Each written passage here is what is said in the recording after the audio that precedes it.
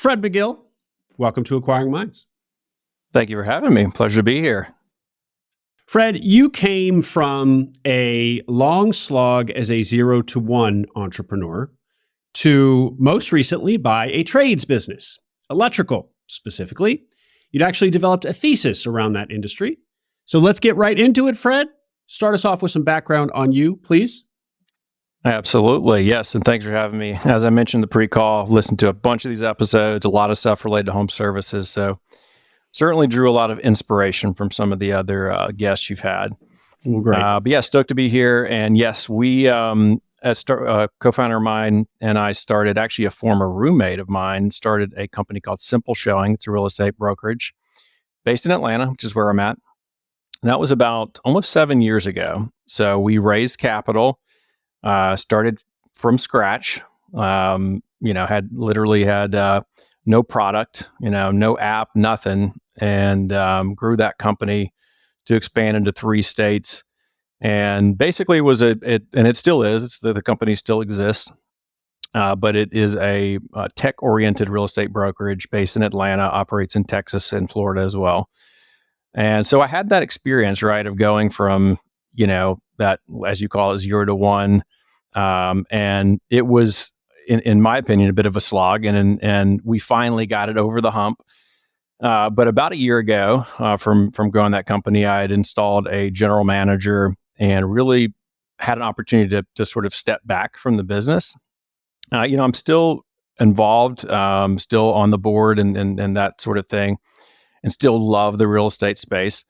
But, began thinking through like, hey, what's the next step, right? And one of the cool things about being in this real estate company is I had the opportunity to interface with just a lot of these home services companies, whether it be plumbing businesses, HVAC businesses, electrical contractors, that sort of thing, and gained a good appreciation for what they do. And also through a bit of research, discovered that there's a lot of upside in some of these companies, and certainly there's opportunity to to introduce technology and digital marketing and things like that, and have a good Fred, run at it. Let me stop you there. Yeah. This your research into the trades and learning that there's upside to these businesses, putting in digital technology among many other levers to pull. Was that part of your introduction to ETA, or was this kind of a separate rabbit hole, a separate realization? I think I would probably say that it was a lot to do with research into ETA and research into so I didn't have the kind of formal entrepreneurship through acquisition style of intro like a lot of these business school folks have had, even though I did go to business school, but it was several years ago and it was not as on trend as it is today. But I think it's probably it was related to all of the sexy things you see online, on Twitter and Instagram and things like that, talking about people buying these trades businesses. So I hate to say that did play a role in kind of drawing me in, but I think pairing that with some of my actual direct experience certainly helped a lot. So yeah, I think that would probably be how I would describe the research part of it for sure. Yeah. Okay. And I don't know if you were going to get to it, forgive me if so, but I just want to make sure you share with us your introduction to ETA, why it appealed, and so on. Yeah. I think the big thing I would say, the big headline for the past business anyway versus this one is that, and I think I mentioned this to you a bit on the pre-call, is that, starting a startup, and I know there's a lot of people listeners that have probably done both or have considered both. And for me, and I know everyone's experience is totally unique and different, but our startup experience was, a very difficult and arduous, process from the perspective of just starting from scratch and building something from scratch, raising capital, which we did primarily through crowdfunding and angel investors, and just building that team from absolutely nothing. And understanding how to get your unit economics in line in terms of digital marketing and hiring and all those things. Almost none of it, unfortunately, came easy. But like I said, we got the business into a spot where it had sort of I would say, evolved into more of a lifestyle business, not this sort of big, monster exit opportunity that a lot of startup founders, I think, within the tech space, certainly if you're building a SaaS app or a, AI app or some sort of, blockchain type startup, you're looking for this huge exit. And we really never experienced that, unfortunately. But we did get to where the business became profitable. So just the thought of the research was sort of the backdrop of that research was just knowing that I've gone through all of this, arduous path of the startup land and realizing, like, do I really want to do that again? Do I really want to, create a website and then create a brand new product from scratch and try to bring it to where it's, introduce a product to market and bring it to profitability? Or do I want to just buy something that's already profitable and that already has an established brand, that already has a team in place? And so that has become, for me anyway, a much deeper contrast because, and I think certainly for someone who created a startup or multiple startups and had really easy exits, they probably would want to go ahead and do that again, I'm sure. But so for me, it also really helps that people like that have, if they've had exits, they're probably multimillionaires. Yeah. So they also have more runway than the average human. I digress. Totally. Yeah, exactly. Yeah. And unfortunately, we did not have, that sizable type of exit where I had, this massive amount of cash sitting on the sidelines. But so that was the, I think the big contrast between just the startup world and wanting to just buy something that is working already, right? And that's already has that established track record. Fred, the business, your give us the name of your business, your real estate business. Simple Showing. Yeah, Simple Showing. Yep. SimpleShowing.com. You got it to profitability. Can you share with us how profitable? Can you give us the numbers that we share here? I would say it's low single digits in terms of net profit, but low single digits meaning low, like in the hundreds of thousands, or low millions. Yeah. Okay. Yeah. Low hundreds of thousands. I mean, basically the business does, and the irony is that company to date actually generates less revenue than the company that I just acquired. So, or have we'll get to that, but have been working for about 8-9 months now. But yeah, the business at its kind of height grew to about $3 million approaching $3 million in top line revenue. And we monetize primarily through real estate commissions, right? So buying and selling homes. There's some other,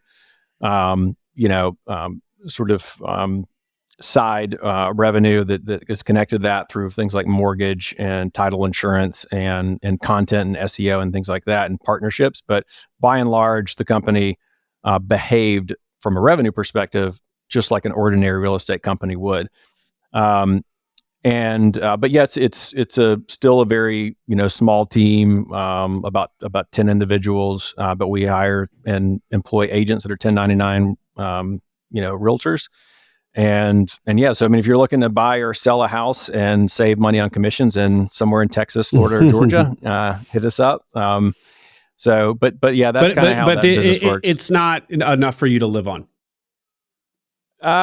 No, actually, it actually did, I think, have a pretty, a decent living, from the standpoint of, what would be an attractive lifestyle from a compensation standpoint to me, but it just never reached that height where it was not going to deliver, let's call it, $500. A lot of searchers are looking, at least $500,000 of EBITDA, let's say, right? Or of SDE. And it never really got to that spot where it could deliver to me personally $500,000 of SDE. So that kind of, creates a window in terms of the size of the company.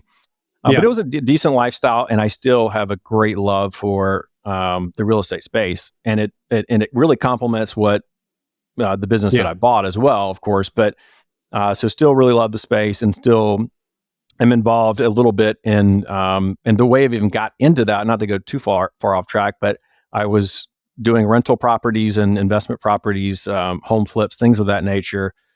And this is back almost 15 years ago, before starting this Simple Showing company. So that's what got me into the space, into starting Simple Showing. But then it's also the origin story in terms of my first interaction with home services businesses all the way back, more than 10 years ago. Well, it's interesting because so many people who get into buy home services or trades businesses, so many people like that, guests on Acquiring Minds and elsewhere, are coming from white collar environments. So there's always that tension or cultural gap between people coming from an office environment and then working in a trades environment. And you, even though you were a kind of behind the screen entrepreneur, white collar, if you will, because it was the real estate industry, you actually had a lot of familiarity and comfort with the trades businesses. You dealt with a lot of trades people. So even though you weren't a trades guy, you were at home in a trades environment. Yeah. I'm putting words in your mouth. Is that fair?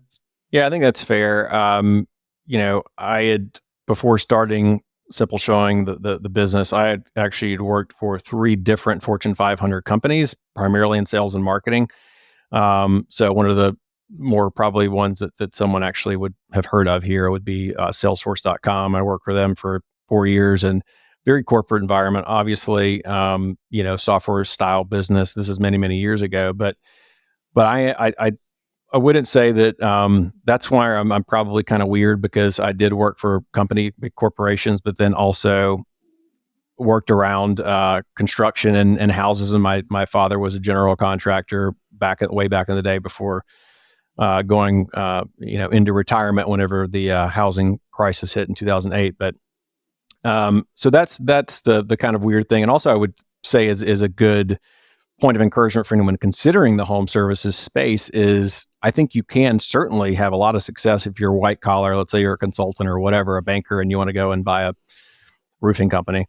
I still think there's tremendous amount of opportunity. I know that's what, people on your show have experienced that, but I also think at the same time, and I know this is common knowledge, but you really should buy something that you have a deep interest in, or maybe not like you really, really, really, really love and want to do yourself. Obviously, I'm not doing electrical work myself, but I still really am fascinated by the trades and always really have been, and am comfortable around a job site. But there is a shift in terms of managing blue collar folks versus white collar. I mean, no doubt about that for sure. But that has not been super, I think, difficult in terms of that transition, just because I had the opportunity to interface with these folks for such a long time.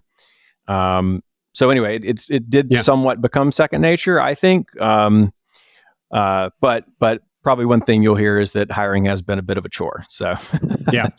Get to that for sure. Which is certainly a problem or something to confront in the trades, but a different problem than the one of just kind of it being an unfamiliar environment to so many would-be acquisition entrepreneurs.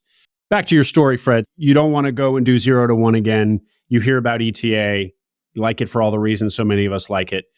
How does your search develop? Yeah, I think, and one thing to pair onto that is that coming from the real estate space and having, for example, bought rental properties, right?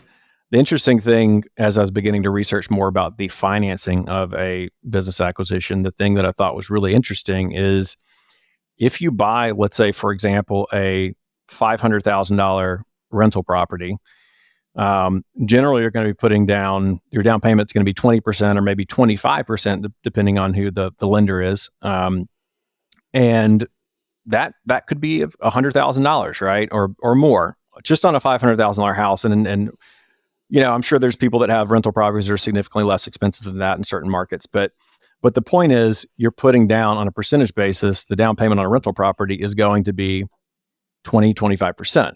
Versus, as I'm sure you guys have discussed many, many times on this podcast, you can oftentimes acquire a small business for, certainly 10% from an SBA loan, but sometimes potentially 5%, or potentially even less, but generally, maybe that 5 to 10% range. So on a percentage basis, that's an attractive proposition. And then I think also when you think about the cash flow to be expected on a rental property, let's say, or even an apartment building, right? I think when you start to think about it that way, the thought of buying a business becomes really attractive, right? Because let's say you have a rental property and it's cash flowing, $700 a month, right? Which would be a pretty good rental property. You're still not even reaching $10,000 a year. Now, granted that property is being paid off, so there's some debt retirement that's attractive. But when I began really starting to think about that, I'm like, man, this buying a small business with a 10%, down payment in terms of a cash on cash return, this is a really good situation, right? Given that you're using an SBA note. So that was I think the impetus behind it is understanding the financing and how really doable it was. Because when you're starting to look at some of these prices of these businesses, $1 million, $2 million, whatever, even $3 million or upwards of that cap on the SBA loan, it becomes doable for a lot of people. And so that was the same spot that I was in. Well, Fred, let's do some quick napkin math for people on buying $1 million multi-unit versus $1 million business. Yeah. Shall we? So $1 million, you do the real estate one and I'll do the business one. Okay. Sure. So $1 million business, which would be a small business. Let's say it does 20% margin. So it's a $200,000 SDE business. And you buy it for 10% down. Let's say we're being super napkin-y here. So that's $100,000. $100,000, and then for 200 of SDE. Let's do it unlevered to make it super simple. Unlevered. So forget debt. Buy it $1 million in cash, and it generates $200,000 a year. That's 20% cash on cash return unlevered. Yep. What would be the equivalent for if I wanted to buy $1 million multi-family? That's the thing. I think in terms of a parallel, you would really have to buy a close to a $10 million property potentially, right? Because which is insane, because it is pretty difficult to get, let's say, $100,000 of and I won't even, because it's going to be more measured in cap rates probably if you're buying a rental property, right? That's probably going to be more common. But let's just talk about cash flow. Like if you're going to try to get what would be, I guess that's $8,300 per month to get to $100K, right? I think that's right. But so I said $200K actually. Oh, 200. We're doing $200K. Yeah. There's really not. So $17,000 a month. Yeah, no. Yeah, I think the $100K would be much more realistic from a comparison standpoint, and that would be even extremely difficult unless you're really just buying the property with cash. Which certainly there are a lot of investors out there. They're buying single family residences for let's say a $300K property. $400,000 property with cash. That does happen all the time, certainly in our market. But I mean, in that situation, the rent rates, for example, in our market in a $350,000 home is only going to be $2,400, right? So it's just not even in the stratosphere in terms of a comparison. So you really would need to buy, a pretty big apartment building, multifamily apartment building, call it a 20 unit type building, and now you're looking at a $8 to $12 million purchase price probably, and putting a huge amount of money down.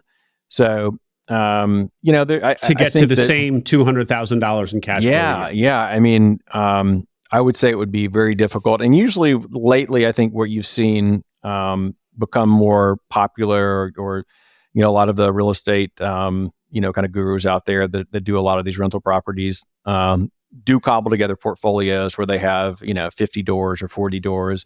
And then, it does become pretty, I won't say easy, but it would become pretty common for people to have, $200K in cash flow at that stage, because you've got 40 doors, maybe you got a dozen duplexes or whatever, right? And, but that's a bear, because even if you buy as an individual, you're generally going to be capped from a conventional lender's perspective at 5 rental properties. That's when they usually start you have to get a portfolio loan, and you have to go to bridge lenders, or, so it becomes very difficult. And it also takes you years to get there, likely. This is somebody who's building a portfolio for years, as opposed to in one fell swoop buying a business that does it.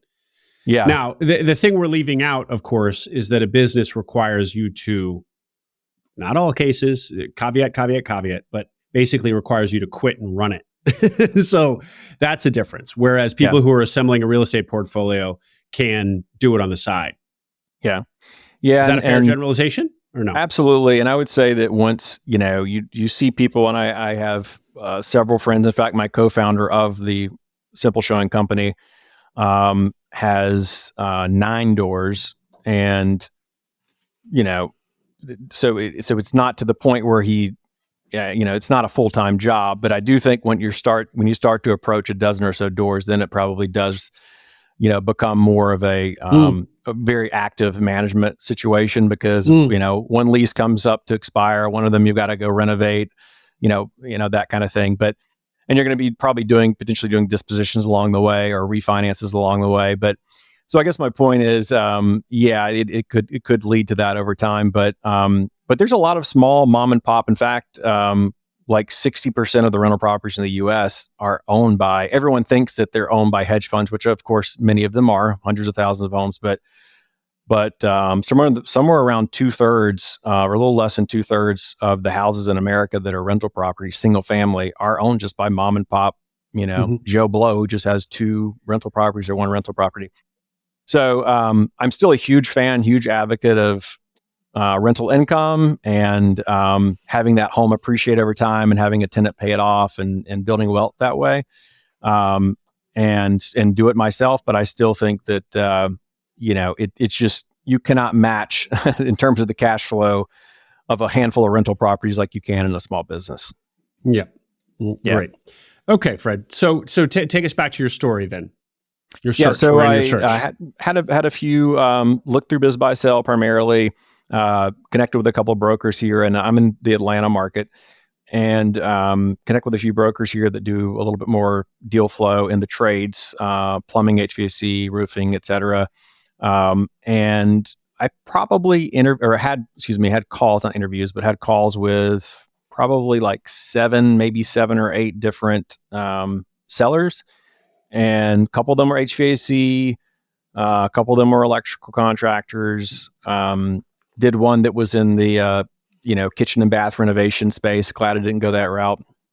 But that same kind of the theme there was certainly within the home services. And the one that I landed on, which I ended up acquiring in February of 2024, it just kind of hit the sweet spot in terms of for me anyway, in terms of the acquisition price, in terms of the team, the size of the team, the size of the revenue, the style of work that they did as well. And then also, I think that I could more clearly see a path to doubling the business, at least for the, in terms of top line revenue. I had a very, I think, clear path in terms of how to double that. And all those things kind of lined up, and it was a good fit in terms of the relationship of getting to know the seller. And, Fred, before we get too much into the business that you bought and why you liked it so much, because I'm going to want to hear even more detail there. I wanted you to share with us how you kind of developed a thesis around electrical. So you liked the trades, but you got narrower there and really developed a belief in electrical and went after electrical, as I recall. So tell us that bit. Yeah, I think that was the probably tip of the spear. That was a leading style, I think, whenever, across all of the trades that I was looking at. And the reason why I think it was maybe a little bit of a contrarian perspective against HVAC, because that style of company seems to be very popular among searchers, which I totally get it, because I know the average ticket sale, the average, actual job is typically higher, right? There's a lot of, there could be opportunity for memberships or sort of recurring revenue through memberships, which is also, I think, very attractive for searchers. So I don't want to discount that space, because I think, or that vertical, because it could be really good. But for me, in my market specifically, it seems very crowded. It seems very competitive. There's a lot of big players. I think if I was so I'm in the southeastern U.S. If I was in, let's say, maybe Greenville, South Carolina, smaller market, there was a really nice looking HVAC business, I would probably have a different tack in terms of maybe I would pursue that. But being in Atlanta, there's a lot of really big multi trades. So people that do, HVAC, electrical, plumbing, they do it all, right? So there's a lot of really big businesses like that. And then I feel like the multiples were a little bit higher on HVAC businesses as well. And so obviously, and there's a lot of inventory considerations because you're buying air handlers and furnaces and condensers and things like that. So that was why that one I steered away from that a little bit. But the electrical specifically, to answer your question, is I like first of all, the regulatory tailwinds, I think on a federal and also state basis. So whether you believe in or are going to vote for the Green New Deal, right? Or, however the politicians, whatever direction that goes, eventually things that are of that ilk or that flavor politically, I think, regulatory wise, I think will continue to be advanced, right? Whether it's now under this administration, next administration, whenever, it's going to keep going that direction. So that tends to result in, I think, federal funding for EVs, EV chargers, residential, commercial, solar, both residential and commercial. Could be rebates related to that. It could be just federal funding that's provided for certain projects. So I like that a lot. I also think that there's this advent of like the smart home. People began putting Ring doorbells in and Nest thermostats, and the same thing I think is happening with things like LED lights, conversion of LED lights, and also installation of smart panels, smart electrical panels as well. And so it's introduced all of these kind of like side pockets of revenue on top of the install base or traditional work, which would be like break and repair, fix and repair stuff like my outlet's broken or installing fixtures, which is like, I want a new chandelier. That's always going to be there. But there's net really new not demand, a lot of net new demand. A lot of net new demand, and a lot of, I think that on a more global scale, I don't know how this will take a while to trickle down, right? But like, if you think about these big companies that are producing AI through using they're creating these deals with basically local municipalities that are able to do either some have very high output of energy. Like actually here in Georgia, the local utility provider, which is Southern Company, just introduced or rolled out the newest nuclear power plant, which is in the southern part of the state. This was about 6 months ago, and it's the first nuclear plant in like a decade or something like that. And there's belief around there's going to be upgrades to the power grid and use of nuclear and things like that to kind of to feed these big data farms, which here in Atlanta we have Facebook data farms, AWS, Amazon, all those, and so they just keep building them. So we've actually bid on one project which we didn't get, but there's tailwinds with that, and then I think there's state funding that's going to trickle down to both homeowners and businesses as well, even to the extent where I think you may even see people that to put in a new McDonald's or a Starbucks or a store or whatever, they're going to say, they may be like, in order to get your your CO or a permit, you need to have one, EV per every 5 parking spaces or whatever, right? So you're even seeing that happening in multifamily buildings and apartment buildings. So there's this new work that has sort of just, blossomed out of nowhere, I'd say the last 5 years. And I think that's going to continue. So that's kind of the I guess the thesis around electrical and why I like it so much. Now, Fred, what I'm hearing there too is that always with these trades businesses it's the question is it residential focused or commercial or a blend? A lot of what you just identified there was actually commercial. Yep. So did that mean that you were looking for a electrical contractor with blended offerings, or one or the other, or you'd look at all of them? Well, the interesting thing is the biz buy sell listing for this company, and I think it is true. And the broker had sort of positioned this as they do it all.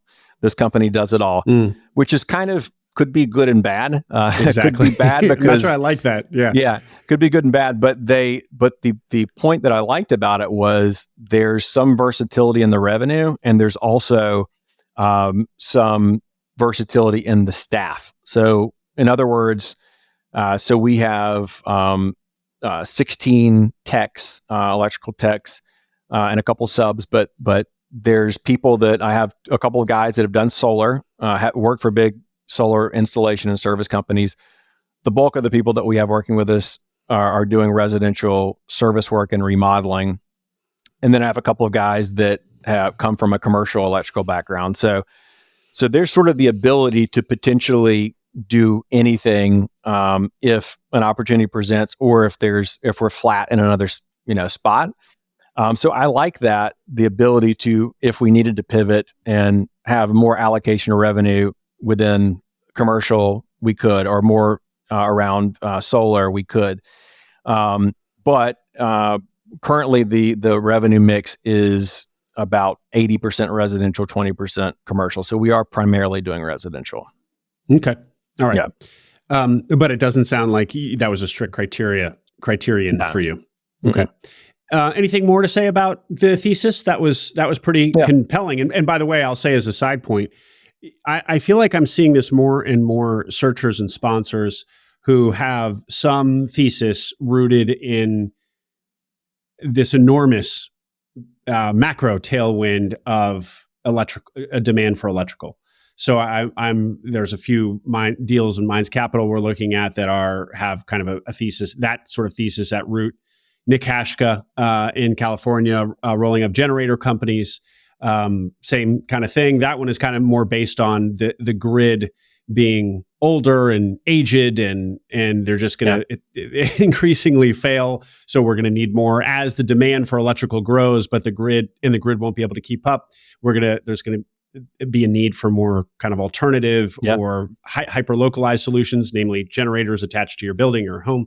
Anyway, so this seems like a pretty big trend, shift to electrical, that shows up in a lot of searcher stories. Okay, great. So now return to this business, please, and tell us more about what you liked about it. Maybe start with some numbers around this business, if you would. Sure. So the company at the time of acquisition was doing about a little over $3 million in top line revenue. The team is at the time was 14 techs, most of which were service techs. And when I say service, I'm talking about going into homes, just residential properties to do service work. And we operate so we're based in Atlanta, or East Atlanta specifically, in a town called Decatur, but we service most all of the northern part of Atlanta, of the city. So also, I think important for a lot of trades businesses, a lot of times people like to measure, how many trucks or how many vans. And we currently have 10. When I bought the company, we had 7. So that's, I think, a typical metric to look at, because occasionally people will look at revenue per van, which is a little dicey, a little tricky to get to around us, because we have apprentices and helpers, which kind of can throw the number off a little bit, versus a lot of other companies have just one human operating one van. It gets a lot cleaner to measure revenue per truck. And then in terms of the business itself, the history, it had been around for 19 years.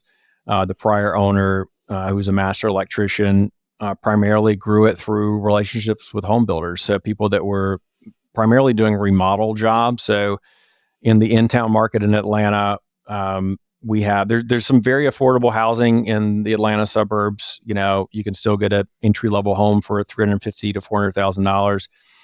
But in the in-town market's a little bit more expensive. And so you're seeing a lot of these old homes that are, built in the 20s, 30s, 40s, and they're, call it $1 million properties. And the homeowner is now doing, a pretty large scale renovation or remodel. And that's represents probably almost 50% of what we do.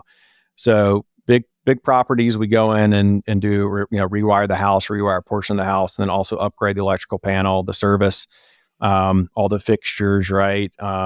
all the breakers in the panel, and also all the receptacles and things like that. So that's how the previous owner built the business, was those relationships with builders. Where the previous owner was not as successful was around growing the service side of the business, which again is you're directly doing work with homeowners, not with a builder. So it's the B2C versus B2B almost is I think a better way of thinking about it. And that's sort of where I know I spoke a lot about the commercial aspect, which is certainly good, and we may delve into. But the initial view into the company was, hey, I think that my hypothesis was I think I can grow the company by primarily focusing on this service work or the homeowner style work. And that's mostly where I've been putting my efforts the first 9 months of owning the company. Can you tell us how profitable the business was, what the earnings looked like and the margins are in a business like this? Yeah. The business was doing a little over 10%, about 12%. I think it was $380,000 of SDE whenever I bought it. We should finish this year at around $4 million in revenue, and I would say probably something kind of comparable in terms of on a percentage basis lower, but on a raw number, SDE probably something kind of similar. I have made some efforts around spending some of our earnings to go towards digital marketing and buying vans, hiring, things like that. But the goal really is to, I would love, it's a bit of a big goal, but for next year, have a $5 million in top line is my goal for 2025. We'll see if we get there, but we're on the precipice of being able to hit 4 million for this year.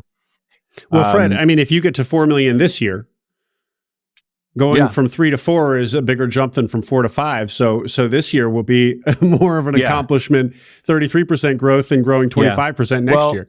And to be fair, I think the actual number that in terms of the tax return for 2023 was like $3.2 million. So, but yeah, still, I mean, I think that the fear was first year, there's just so much, transition, difficulty in understanding how the company operates, the unit economics in terms of how do we acquire leads, which jobs we profitable on. And I think, honestly, I was kind of going in like, if we could just squeak out, 5 or 10% growth in the first year, I'd probably be happy with that, consistent with what everyone says around like having this J curve, right? Like kind of was prepared for that, but it luckily we've had a little bit better success than that 5 to 10% growth this year. Did you look at a number of electrical companies, or because this was a geographic search, you were going to stay in Atlanta.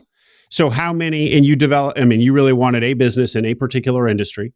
Now it's not like electrical is super, super niche-y. There are a lot of electrical businesses, but in one geography for sale, for a reasonable price at the size you're looking for, because you're not going to buy a chuck in a truck, it needs to be a somewhat size, have a few 100,000 in SDE, I assume. Mm-hmm. There aren't going to be that many businesses like that for sale at any given time. So did you just get lucky? How many electrical businesses did you look at? So I actually talked to 3, and this was the middle one in terms of revenue and really aligned more in terms of, there's always, I think the personal limitation of what you can stomach in terms of, your personal guarantee and what you can come up with in terms of cash, right? Obviously you have to be realistic when people are like, I'm only going to go after $1 million net, SDE. I'd love that too. But, I think that, when you have those discussions, my wife is great and she lived through the startup years. So, when prompted with like, hey, we need this amount of money, I'm going to have to extract for working capital and for the down payment. So I did look at a company that was a little bit larger, but, I had a little bit of heartburn over coming up with that amount of cash. And then also on the other side, I had a talk with a business that was very heavily reliant on so a lot of, I think, key man risk with respect to the owner being really the face of the business. And the wife was like the bookkeeper and office manager and answered the phones. And so I'm thinking like, now I'm going to have to solve for both of those. I don't know. And it was, probably about half the size of this business. So I think it was doing like $1.8 million or something like that, but it was a very attractive price that they were asking. And I probably had maybe 4 calls with them, and it just did not, I didn't even end up making I was considering an LOI and just did not end up pursuing it. But, so yeah, I think this was just the sweet spot, even though I did talk to the other ones. And I think that realistically talking to the other ones was really helpful because they reveal things that you probably would have never known about electrical contracting businesses unless you worked for one. So it was really cool to be able to ask a bunch of questions and have them describe the nature of their business and then take that back to the company I ultimately bought. So it was helpful. And all this while, I still had a, quote unquote full-time job because I was still running my other startup, even though I had, had some people in place, but it was still, I would say, a 20 to 30 hour a week job that I was, doing on top of this. Gotcha. And okay, so the one Bray Electrical that you bought was kind of the Goldilocks in terms of the one was too small, one was too big, among other things you didn't like about them. But it also sounds like you felt you saw an opportunity and also to grow this one in its residential business, which I think is what you've done because of you, and you felt that because of your own experience in doing online marketing in the very competitive real estate category. Why did you feel that was a particularly juicy thing to bite into for you in particular? Well, first of all, I think that's spot on. And I think that the first thing is upon looking at the P&L and then looking at, how they operated their business, which I think was a good thing, which is that most of the business was derived from repeat customers, and just in terms of builders, and then also just generally people that are right in the backyard of where the company was located.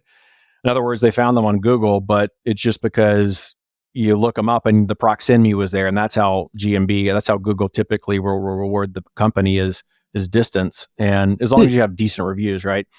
So, so I like the fact that the previous owner had not spent, let's say, $250,000 a year in marketing, and was still able to maintain that pace and have decent year-over-year growth. And it did sort of present like an opportunity to me. And having that experience within the real estate space, it is hyper competitive. We had spent a lot of money. There was periods of times in my last startup where, and keep in mind, we had raised capital so that, we wouldn't have done this every month otherwise, but there were periods of time where we spent, $20,000 a month on Facebook ads, right? And so I kind of knew that space in terms of digital marketing and understanding customer acquisition costs and how to measure the cost per click and measure the cost per acquisition, the cost per lead, and just track the marketing funnel, right? Yeah. So that was where I saw the opportunity, and we've obviously have implemented a lot of that in terms of paid ads. And we've also leveraged some of the normal stuff that people use too, like LSA, which is local service ads through Google. We do that as well. But so that's kind of where I saw the opportunity was like, hey, let's grow the service business. Let's market to consumers and not have this, heavy reliance on builders. Great. Well, I want to return to how you've grown it. Maybe you just gave us the answer, but I suspect there's some other things you've done too. But that still is on the other side of your transaction, which I want to hear about. So please tell us what the business was selling for and how you structured the deal. Yeah. So the business was originally selling for, in terms of the biz buy sell listing, for $1.5 million. Ended up buying it for $1.3 million. At the time, the SBA had recently introduced, so this would have been, about almost probably a year and a half ago in terms of when they made this change, but they provided this guidance or their SOP change around partial change of ownership. And I think, in the past, the SBA was resistant to doing any sort of partial buyout, and I'm sure that the lenders can give much more insight into why, but I won't spend time on that. But opening up that aperture in terms of being able to give creative, financing solutions, especially for needing a qualifier, right? And so we obviously need a qualifier and an actual state license. What do you mean by that? What's a qualifier? So for electrical plumbing, HVAC, you need a master electrician or a master plumber or someone who's certified HVAC at the state level. And I know each state is a little bit different, but for us, it's one human can qualify one entity or one LLC or corporation within the state. And otherwise, I couldn't go out and just start an electrical company from scratch unless I had someone who was a qualifier and would get that state license. So that was you say qualifier, but when people talk to people, generally the word thrown around is the license, but it's one and the same problem. You need somebody at the organization who qualifies to hold the license. So that's what we're talking about here. Yeah, totally. And so the previous owner, had an appetite, I guess, and a matter whereas a lot of sellers will just want to, cash their check and peace out. But this seller was able to have an agreement where we have 18 months worth of qualifying the business. They get a certain monthly payment essentially to hold that license, and so they're kind of stuck to the business on one level just from the perspective of licensure. But then the other aspect is through the seller note, which for us was around it's between like 15 and 20%. I was trying to get the exact percentage, but so it was a decent chunk of money that the seller was able to finance, and that's the arrangement we have is the payments don't start until 24 months. So so I have kind of some time to ramp up for that. But the funny part is, quick aside here, is whenever you're going through your your bank diligence, the number in terms of the SBA payment, at least for me anyway, was just like, oh my gosh, this is going to be, like $10,000 a month of SBA payment. And you're kind of really like, it seems like a big number. And I think once I bought the business, I literally have not even thought about that number. I've thought about all the other things, right? Like payroll, which is a bigger number, or we use our supplier who we buy, a lot of materials from every month, a much, much bigger number than $10,000. So I think it's interesting how you can really get hung up on, like, is your SBA payment going to be $10,000 or $11,500 or $9,000? It's like, I really don't think that, I wish I wouldn't have kind of spent so much time agonizing over that, because once you're closed, you just never look back. But interesting. But yeah, it was structured in such a way where, obviously the bank was happy. The seller still has a seller note. The seller's still connected to the company from the perspective of licensure. And then there's some lead time. And I neglected to mention that one of the other attractive parts for me anyway was the setup in terms of the team. There was an office manager, or still is an office manager, who had been with the business for like 7 years. And so, didn't have to worry about answering the phone, didn't have to worry about managing some of the back office stuff. That was attractive. And there was also a project manager that had been with the business for 8 years. So 2 longstanding employees, both that are still with us. One that handles some of the office, type stuff, administrative, and one that handles more of the, keeping the projects on track, initiating the projects, closing them out, stuff like that. And then the third thing that's somewhat related to that, not so much personnel, but is the business had a software called Service Titan. And a lot of, I think, entrepreneurs that are looking at home service, they think, well, I'm going to go in and, as you guys say it, like, we're going to unplug the fax machine and, do all these wonderful things. And one of the things that a lot of home services people do is they implement Service Titan. Well, this seller, I think, in preparation for selling the company, had been advised that, hey, you might want to implement this because people are going to want to look at this and get these reports and figure out what you're doing. And so about a year before I bought the company, the seller had gone through that legwork, which is way better than me doing it as the brand new guy coming in like, hey, by the way, we're going to go ahead and change everything you're doing. We're about to start using Service Titan now. So that was kind of cool because, they had already gone through that, that agony of having to adapt to that, which is, using the iPads to collect payment. Everything is dispatched through a software. It's GPS tracked, right? So so that had already been set up, which was really cool as well. Yeah, it's interesting because that is a common one that you'll hear buyers of trades businesses say is one of the first things they did was implement Service Titan, and it is a bear. It's not just like putting in a CRM. It really, its tentacles reach all aspects of the business, which is why it's powerful. But it goes all the way into the field, and all your techs have to use it, get on board, track information in it. So it's a big. It is a big intrusion into the process of the business, but ultimately people swear by it. I mean, it just seems like it's a best practice, best in class sort of thing. Yeah. Back to the deal. You've given us a lot of detail, but I still didn't hear. First of all, what was your down payment? That's question one, and then I have another follow up. 10%. So it was $130,000, which is 10% of the purchase price. Obviously, I still had to contribute some working capital as well, so the actual number was higher than that. But and then the seller. So when you said partial buyout, that those new SBA laws mean that the seller can retain a piece of the business, often for cases like this where there's some sort of licensure bottleneck.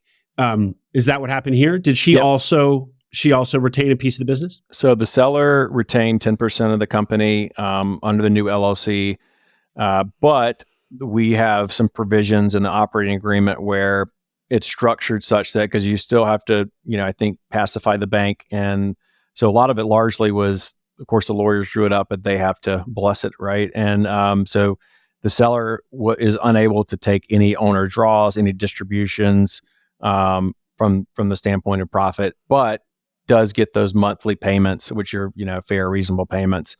And then the buyout clause is such that I could basically buy out the seller for $1.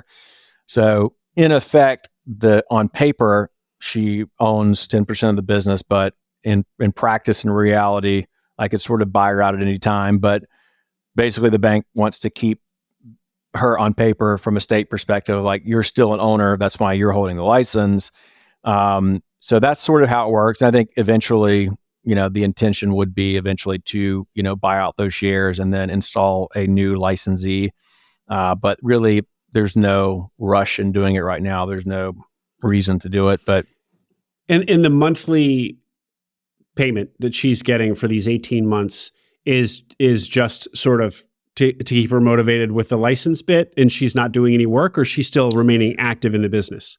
Nope, not really active, and not really doing any work. However, any permit that gets pulled is really pulled under her license, right? Which is pretty very often, right? Like a couple times per week that we have to pull permits. And so that would be under the seller's name in terms of their license. So a license is really connected to, well, at least in Georgia, I don't know how it is in other states, but it's really connected to a human. It's not connected to a business necessarily. So, so that's kind of how it's set up, as we're still pulling permits, every week, really. But luckily, I do have, and I think this is important to note for anyone considering something in the trades, is we do actually have one person that's on our team that is licensed in the state of Georgia. So if there were ever any issues, now granted, I would have to have the bank says we'll have to have an employment agreement with them if that ever comes to it, and then I swap to that person. And then there's also, I think, creative things that people have done around renting licenses. I think you have to be cautious with that, but there are states that allow multiple, one human to basically qualify multiple businesses. I think in Florida, it's like either two or three in Florida. So, okay. So that's one consideration too. Well, let's distill how you did this, just for those many people out there who are interested in buying a trades business and don't have the license themselves and need to solve that problem. So you, Fred, became interested in buying an electrical business. You find one. So this is how you've done it. The seller, previous owner, there are a few pieces, retains 10% of the business formally, which makes her a partial owner in the business. That helps satisfy that's now been allowed by the change in SBA rules. So she's an owner in the business, and the license is under her name still. So that satisfies the licensing requirement of the business. She technically owns 10%, but she's not entitled to any distributions or any of the profit of the business. You have the right after 18 months to buy her equity from her for $1. And so basically the point there is those 18 months are about you finding some replacement for her as a permanent solution. So finding a permanent solution to the license holder. So she's really only holding this 10% equity to, on paper, be an owner, but not because of any economic value, because you're going to basically get it from her for $1. And in the meantime, too, she's also getting a stipend or a license fee of some kind, a monthly fee, compensation for 18 months, which you probably called a consulting agreement, maybe. But that is just to incentivize her and to pay her for this, continue to be the license holder of the business. She's not active in the business at all. Yep, that's fair. Did I miss anything? No, it's perfect. Okay, great. Well, that sounds like a pretty good model. I'm not sure I'd heard that one. That's spot on. Okay, great. How'd the transition go? So, I think I mentioned to you a little bit before that the having that experience within the startup world and kind of going through that slog a little bit, even though we came out on the other side okay, but it's sort of like getting kicked in the balls every day. When you're doing a startup, it can be very challenging to find product market fit, to create something from scratch, to hire, to do marketing, all those things. And I think that probably helped because you hear so many things about and even on your podcast, right? I've heard some of the cool, funny stories, not funny, I shouldn't say that, but entertaining stories of, because they end up making it, right? But the office manager leaves on the first day, or, someone, steals money or whatever, right? And luckily we didn't have any of that. I mean, there's some weird things they wrecked a van 2 weeks before we closed, and, we had to solve for stuff like that. But, and certainly there's a lot of surprise. I mean, everyone was definitely stunned that the seller sold the company, because the appearance was that it was her identity, and it's the name of the company is the person's who sold it to me, right? And so I think they were very surprised. And also the seller wasn't really old. I mean, the early 60s, but it's not like, she was, I think, 61, when she sold it, but didn't, suffer from any sort of health challenges. It was kind of in that spot she was ready to retire. And so the common stuff was there in terms of, just reassuring the team that we are going to continue the legacy of what had been created before.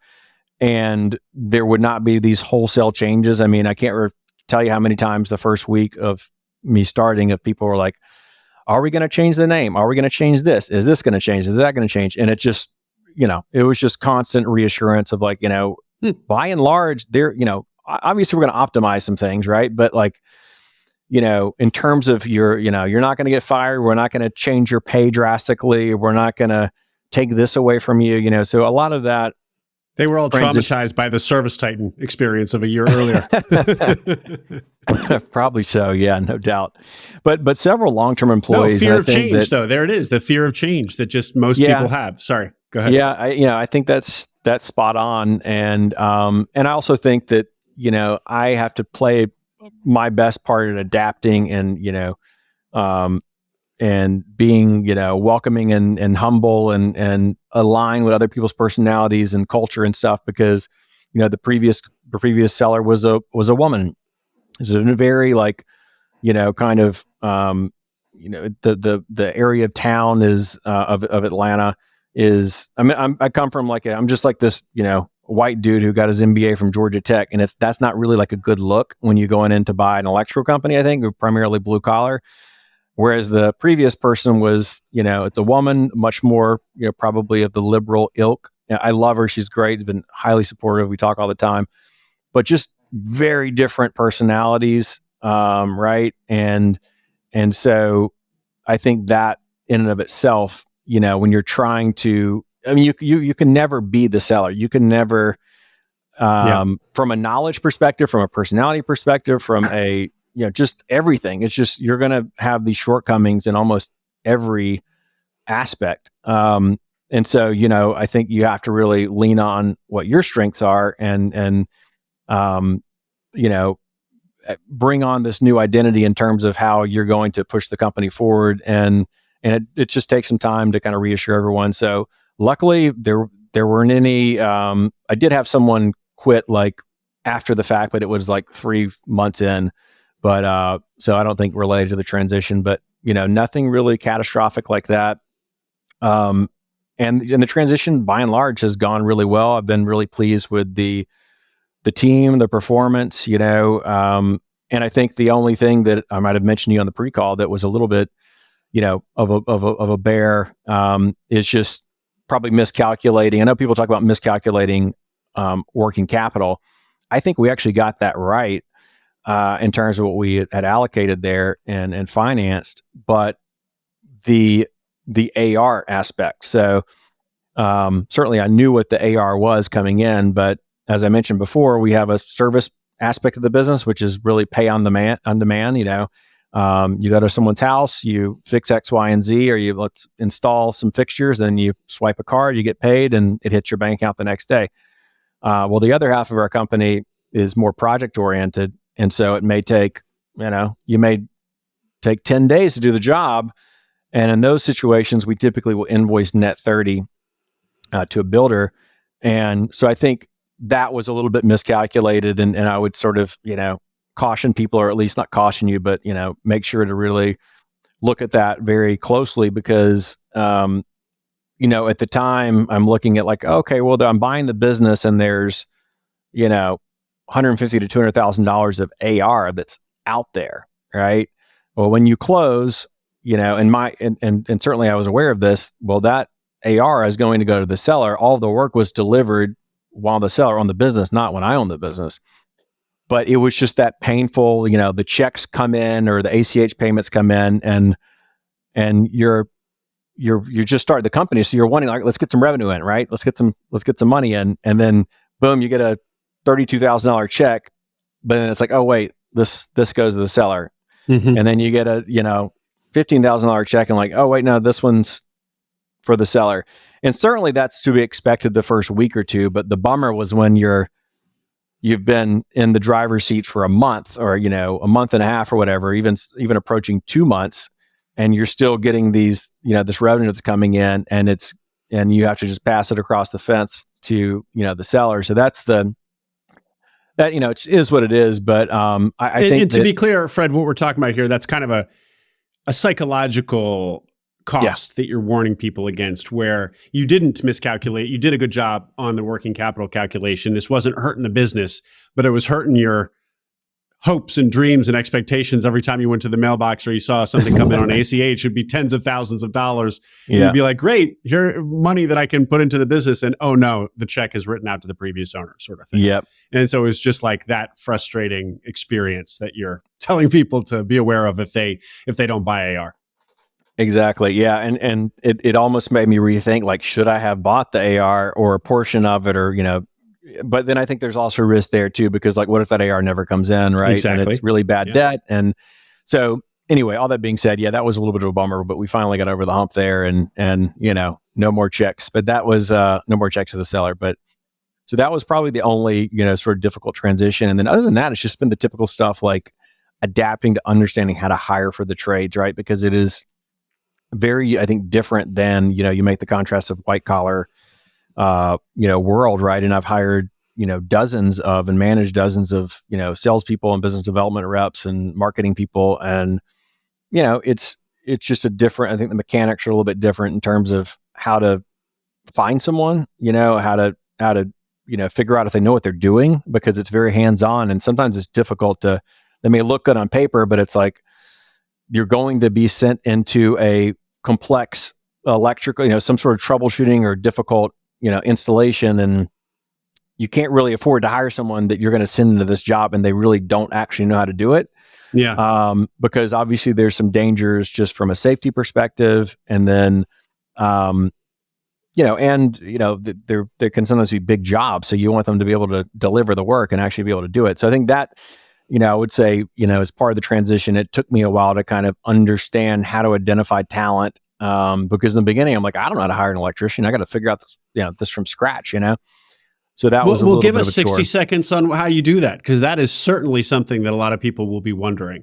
When I get into this business, this trades business, how the heck am I supposed to figure out who to hire, who's good, who's not? Yeah. So what did you learn? Well, I think I was very tempted in the beginning to hire more entry level, or what we would call an apprentice, or a helper, and someone that has a little bit of electrical experience that I could, have a, kind of a low cost basis, a cost burden in terms of that person. And I think what I discovered is, while there's definitely a need for that, and we'll continue hiring those folks, I think it's maybe potentially better to the ones that I've paid more, sometimes significantly more, have actually delivered because they do have deep experience. They know what they're doing. They require less, oversight. You're not worrying about their production. You're not worried about if they're going to mess something up. And I think there's a lot of peace of mind that comes with that. And so I kind of shift perspectives on that a little bit, and then started really looking for more senior people, and then structured the narrative around the job requisite, saying, highly experienced person, senior tech needed, 10 plus years. And I one example is in the first couple of interviews we did, and this is something they did before me, but they would make a person wire a three-way switch. And we have like a faux, it's actually a real wall, but it's like a fake three-way switch. And it's a studded up wall, and with a receptacle and a junction box and another light. So like two light fixtures and a junction box in the middle. And you have to tell the guy, like, and we spring it on them, so we don't tell them they're going to do anything, when they get there. And we say, tell me about your background. Okay, now we're going to do a hands-on tool, interview, the tool portion. Like, oh, I didn't bring my tools. Don't worry, we have them, And so we've got all the typical, wire cutters, and we got your, we have the actual materials that you would need to, wire caps, wire nuts, everything. And then, like, okay. And some people would struggle with it. And not that, that's like, even I can tell that's a pretty basic test, right? Yeah.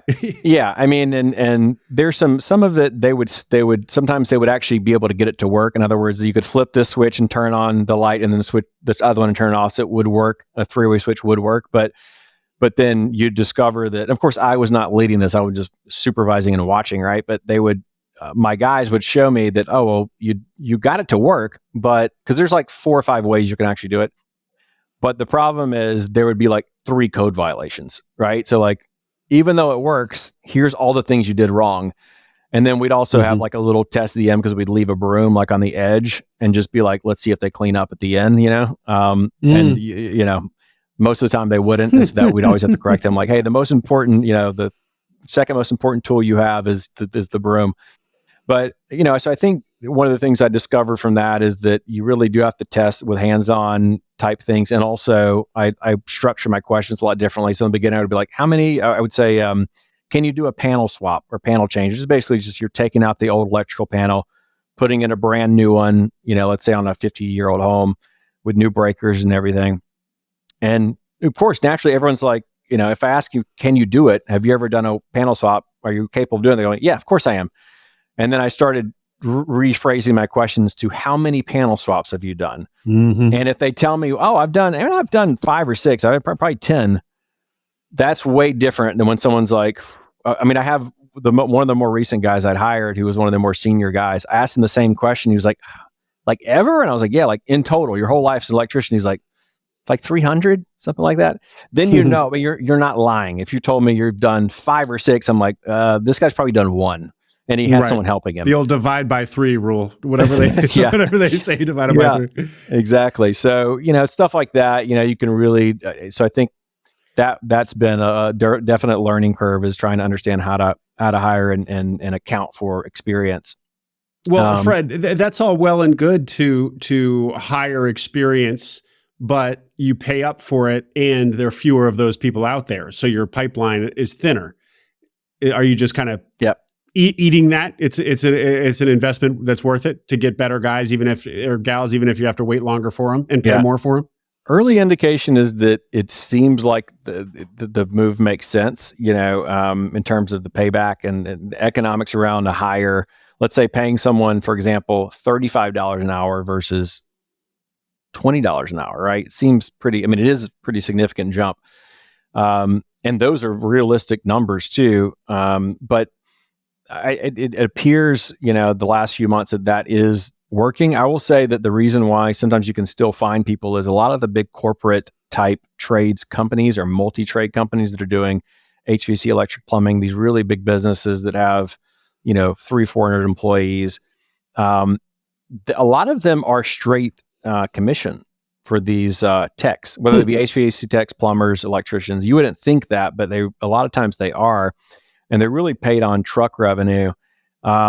And that can be good. And I think there's definitely there's something to that. But we have a bit of a hybrid pay scenario where they have a reliable base salary or hourly rate that's going to get paid like no matter what. I mean, assuming they are working their hours, right? But they're going to get that no matter what. And so I think that I've got a couple of guys that have come over from straight commission businesses because they had a couple weeks here and there where they had some big weeks and months, but they had some that were like really light, and then you really feel it in the paycheck. And so having that kind of linear, more predictable comp plan, I think for some people is attractive, but you have to balance that with, you don't want to find someone who's lazy. You want to find someone who's still motivated. And a lot of those people who are in commission style roles are typically good communicators and are kind of hungry. So it's definitely a balancing act. And I think getting both type on the team is useful too, because they can kind of bring the other guys up. Yeah. This is great, Fred. This is an education. But we're going to start rounding out now. I did want to hear how you grew from 3.2 to a projected $4 million in revenue by the end of the year in year one. That is 30 to 33% growth in year one. Was it all about turning on digital marketing? I think that was a half of the equation, I would say. I think there's probably two or three things that I would sort of point to. I think the first is, it's hard to sort of do marketing really well, digital marketing, or really, I guess any marketing, unless you get the brand dialed in. And I actually like that. So the brand before acquisition was a little dated. It was like, I don't know if you've seen this like brush script, some of these like really old school, like if you use Microsoft Word and you see these really like, 80s looking like fonts. That was like how the logo, like God bless her, because I love the previous seller, but the logo just looked really dated, and the trucks looked really dated. Not only the age of the truck, but also just the branding on the truck in terms of the wrap.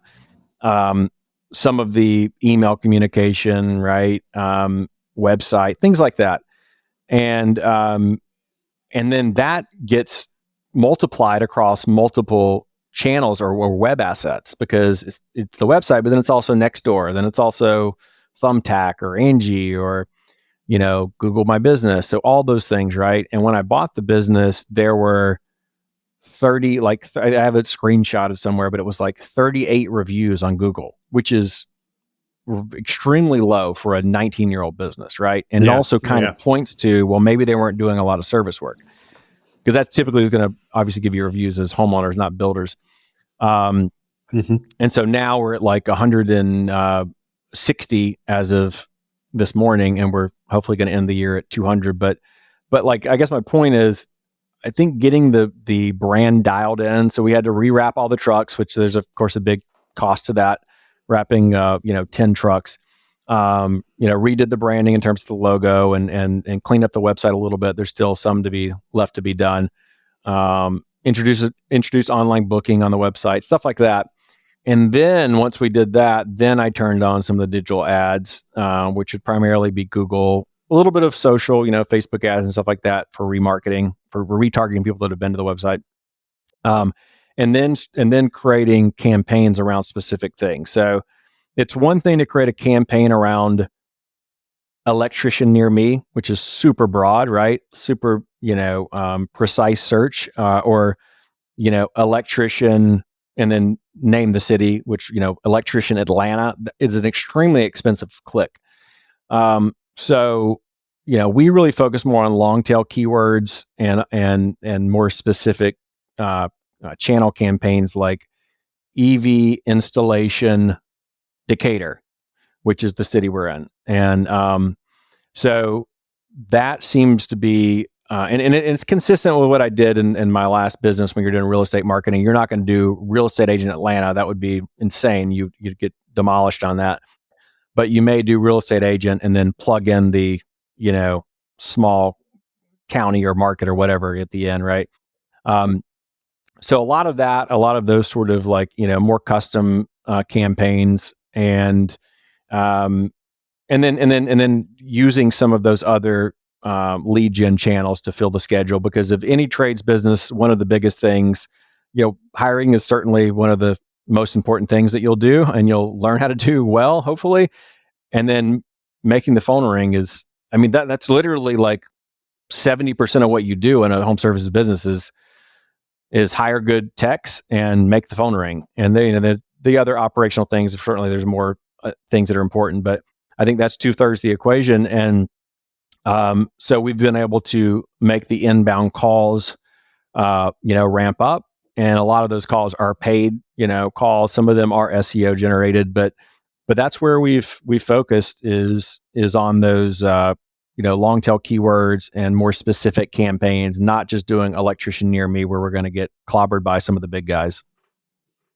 Well, I have to say, Fred, that's impressive. Dangerously, it's seductive because some of the what you hear about in buying a trades business or buying really any business from a retiring owner, this whole category of ETA is that do some digital marketing and sprinkle on a little digital marketing and it's to the moon. And we always caution about how it's so much more than that, and there isn't a single lever to pull or whatever. And it seems like that one lever. Now, you also talked about your hiring improvement, but that one lever has indeed, in your case, been tremendous. I mean, 30% revenue growth in a year is really a lot. Well, I wouldn't say that it's been that easy, because you really do, and we certainly have as well. We've had to test channels and there's been times where we've dialed back and cranked up or paused. And I think that's common, to do that, where you may run like, for example, like I even ran a LinkedIn hiring campaign and discovered that didn't work. And I ran a certain Facebook campaign that I was curious, I thought would work by targeting a certain demo on Facebook. And it worked, but the clicks were so expensive that it just didn't make sense in terms of, what that, end customer would deliver in terms of, the actual job. So you really do have to test those channels and constantly monitor Google ads or local service ads. And I've heard of a lot of people. I'm actually in I had to join a electricians mastermind business owners group just to help learn more about the trade, right? And I've heard from other business owners that they had historically relied very heavily on LSA, which is these. You'll see, if you just Google in your area, let's say you're in DC and you're HVAC company, Falls Church, Virginia, and then it's Google guaranteed Joe Blow's HVAC. Well, they're paying for that obviously, but it's not a PPC ad; it's a local service ad, and so you have to go through this process to get approved for it. And so we did all that, and there are periods where it's you can allocate a budget of $5,000 a month, and it only spent $500, and you're thinking is this thing working? So it's sometimes not as easy as just putting a budget together and thinking that you're going to, Google is going to use all that spend to give you phone calls, because there's so many other factors like Google reviews, proximity to your shop, to your address, the style of search, the style of your service. So I definitely would caution people that it is not as easy and it's also not easy to farm it out. And I actually do it myself. That's one of the main things I do. So I maybe eventually farm it out to there's a lot of trades agencies, and all they do is SEO and pay-per-click, and they manage it for you. Typically charge you a percent of spend, 10 to 20% of your monthly spend. So I would caution doing that, because if you're just farming out and you have no idea how it works, that's probably not good. You need to deeply understand how to do digital marketing if your business is going to rely heavily on it. And I think home services it's almost impossible to succeed or to grow, without some degree of digital marketing as part of your marketing mix. That's interesting, Fred. That's actually a really, really strong point that you just made, because the conventional wisdom would be the danger here is the lack of knowledge around the trade itself. But you're saying that not knowing digital marketing should be more of a stopper for people. And that's going to dissuade a lot of people listening, because I was going to say, before you took the words out of my mouth, you're really evidencing here how fluent you are in digital marketing. And most people know the concepts, but they don't know the various tools, and they don't get in there and tinker, and they don't have years of experience doing it like you did. I mean, your hands really, it's clear where you're getting your hands dirty in this business is running those campaigns, doing the experimentation yourself. And if you're arguing that other buyers of trades businesses out there should expect to do the same, that is going to give people pause. And so you just don't think that it's outsourceable? I mean, this is the value proposition of digital agencies, that they're better at it. They do it all day long. They do it across a portfolio of clients. You don't believe that their value proposition is a good one? No, I do think that it probably makes sense for a lot of people. And I do think there is a lot of value. And I actually have spoken to a couple myself. I haven't, took the plunge yet, but I may eventually, if I can find call it boutique agency. There's a lot of really big agencies that have 300 home service customers, many in my backyard. And so they build your website for you, and they manage your SEO, and, and it's like $8,000 a month. And that's excluding the actual spend. I mean, some of it's really extraordinarily high. But I would just say, learn the space, because I think everyone really, as I mentioned before, around like the SBA payment, right? Which I had a lot of heartburn over, like, oh my God, this, whatever, $10,000 a month or whatever it was, right? And realistically, and certainly you're going to, probably worry about making payroll and stuff like that, which, we have not had that challenge, luckily. But I think really what keeps you up at night, specifically in this space, if you're trying to grow the business, which of course, hopefully everyone is making the phone ring. That is the actual, sure, there's hiring, there's, all the things we discussed, right? But I really think, can you make the phone ring, or can you implement or outsource a strategy that effectively, economically makes that happen on your behalf, right?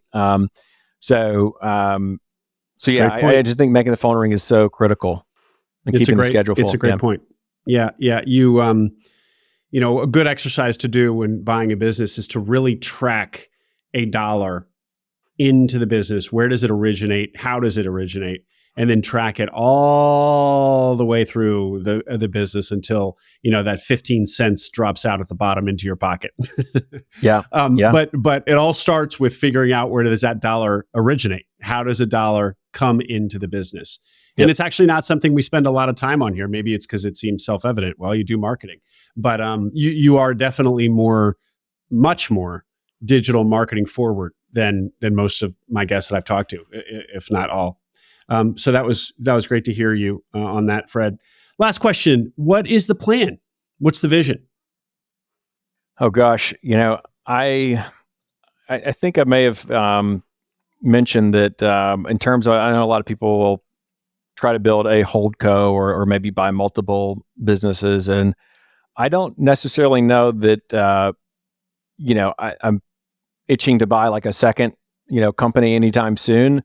I do think that it could be, like you use the term seductive. It's very appealing and sometimes tempting. Like I will pop on Biz Buy Sell and be like, oh, I wonder if I can do a bolt on, because as many listeners will probably know, once you've owned your business for 1 year, then, and you haven't reached the cap, the $5 million cap, which, we have not, then you can actually buy the next company if it's in the same NAICS code and its same footprint of the market you serve, and precludes you from putting that 10% or 20 or whatever you're putting down. So in effect, you can finance the entire acquisition without a lot of, and you use the working capital out of your current business. So of course, they're still going to have to value your business and make sure it makes sense to do it. But so I've looked at there's some other pretty good deal, right? I mean, we don't talk about that enough. It's a really wild, compelling proposition. I've looked, and there was a low voltage, which is another, offshoot of electrical, is, low voltage type wiring, and and something we don't do a ton of, but it sometimes is profitable. And I was tempted to like, oh, I should contact this broker, and I resisted the urge, but I was like, oh, this would be a perfect bolt-on. So that could be in the cards, maybe in the future, as a very small bolt-on acquisition. Atlanta is a very big market in terms of being spread out. And so if there was another one that was, 30, 40 miles away from our shop and could pair well with us and already had a couple of, good techs, that could be really attractive. But I think eventually, who knows? It could be, 10 years from now, if we get some crazy offer from a big private equity or some roll-up business, and it makes sense from a culture, from a fit perspective, maybe that, could be the route to take. But really the goal in the intermediate term is to improve profitability and make the business a little bit more passive over time so that I can extract myself a little bit, because it's currently certainly a 40-hour a week, type scenario, which has been great, but I'd love to get it to, 20 hours a week, right? Wouldn't we all, Fred? Yeah, no doubt. Just the only other quick thing to say about kind of a bolt-on or a second acquisition in the same geography and the same NAICS code.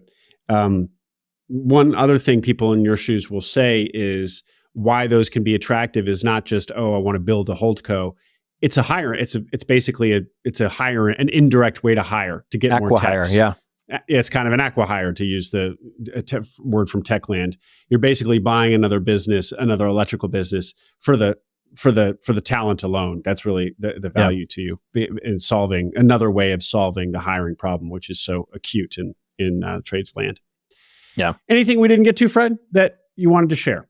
This has been great. Nope. It's been a great experience. So appreciate all the inspo we've gotten from your guests and all the stuff that you've been putting out there. Keep it coming. I'll keep listening too. But it's been great. And anyone that wants to connect, if you're thinking about buying electrical, plumbing, HVAC, roofing, etc., definitely hit me up. I'd mentioned to you earlier, a buddy and I started a group called Blue Collar Advisory. I didn't have as much. I know that a lot of your guests are like awesome because, and I think I might have even like tweeted somebody or LinkedIn someone like almost a year ago, and they did respond back. But I think I've hit up probably 5 or 6 people, and just people are helpful, super helpful, but they're not going to be able to dig super deep with you. And I think that's kind of a miss. I think a little bit of a mini gap in the market is like helping buyers who are really searching and they're serious. They have the capital, they want to buy, but need a tiny bit more hand-holding or just a sounding board, really.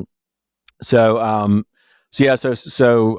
hit me up at Fred at Blue Collar Advisory, because that's something I'm passionate about, is specific to the trades, anybody in the home services category. And, so we want to try and help. And we've done this with a few people. This is brand new, but, helping people with your LOI or doing the call with the seller, talking to the lenders and structuring a deal, and just seeing if the deal makes sense for you. So, but if you can get that, I'm also happy to like do a quick call for you for, just for the hell of it, if you're just wanting to kick around some ideas too. Great. Well, and to be clear, the Blue Collar Advisory is kind of a light coaching practice that you've launched for other people interested in buying a trades business. Yeah, I would call it light consulting. I mean, we're not selling a course or selling any like actual coaching. It's just, I call it lightweight advisory, just to get you over the hump to actually buy the business, Great. And say the email again that they should reach out to you on? Fred at bluecollaradvisory.com. Okay, great. Yeah. We'll have that in the show notes. Or look notes. me up on LinkedIn or Twitter. I'm all those as well. Okay. What are you on Twitter? Freddie McGill, I think is me. Yeah. Freddie McGill. Yeah. Freddy. That's what my mom calls me anyway. Okay. We'll have all that in the show notes. Fred McGill, congratulations on the acquisition, and especially on that great growth since acquisition. Really impressive, and been an education. Thank you, sir. Thanks, Phil. Appreciate it, man. I hope you enjoyed that interview. Make sure you subscribe to the Acquiring Minds channel below. We are now publishing twice a week, so tons of new interviews and stories to come. Stories that will help you along your own path to acquiring a business.